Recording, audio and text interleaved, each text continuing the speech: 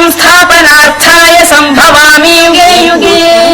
శ్రీ శ్రీ శ్రీ ఆచార్య ప్రబోధానంద యోగీశ్వరుల వారికి, జగద్గురు అయినటువంటి శ్రీకృష్ణ పరమాత్మకు నమస్కరించుకుంటూ, త్రైత సిద్ధాంత భగవద్గీతలోని భక్తి యోగము అనే అధ్యాయములో 20వ శ్లోకము గురించి తెలుసుకుందాం.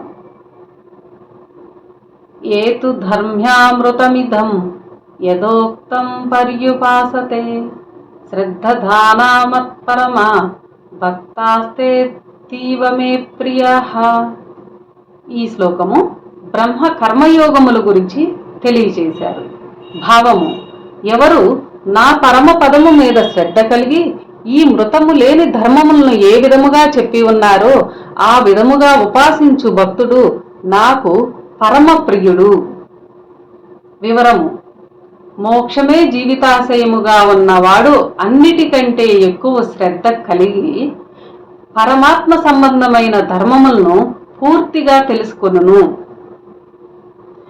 అమృతమైన ధర్మములు ఎలా ఉన్నవో అలాగే ఆచరించి పరమాత్మను చేరవలెనని ప్రయత్నము చేయువారెవరైతే ఉన్నారో వారు పరమాత్మకు మిక్కిలి ప్రీతి పాత్రులుగానున్నారు.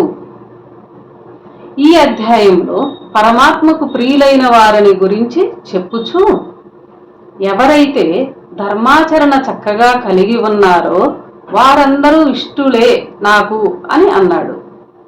అంతేకాక పరమాత్మను చేరు మార్గములు రెండే కాదు, మరొక మార్గమున్నదని కూడా గుర్తు చేశాడు.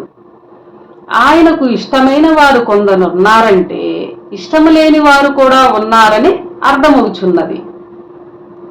పరమాత్మకు అందరూ సమానమే కదా, ప్రియులు అప్రియులు కూడా ఉందురా అని కొందరు అడగవచ్చును. వాస్తవముగా ఆయనకు అందరూ సమానులే. కానీ మనమే కొందరము దగ్గరగా పోవచ్చున్నాము, మరికొందరు దూరముగా పోవచ్చున్నాము. అందువలన ఒకప్పుడు వెనక అధ్యాయములలో అజ్ఞానులకు దవ్వు, జ్ఞానులకు దాపు అని ఆయనే చెప్పి ఉన్నాడు. మనకున్న జ్ఞాన అజ్ఞానమును బట్టి మనమే ఆయనను ప్రియునుగా అప్రియునుగా చేసుకొనుచున్నాము.